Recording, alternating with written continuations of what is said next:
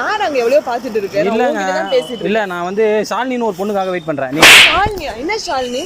யார் அவ ஷாலினி? உன்கிட்ட தானே பேசிட்டு இருக்கேன். என்ன சின்ன வயசுல லவ் பண்ண ஷாலினின்னு யாரோ சொல்லிட்டு இருக்கா. மரியாதை கேட்டுரும். ஒழுங்கா வா, போன் பண்ணு. ஏங்க என்னங்க உங்களுக்கு பிரச்சனை?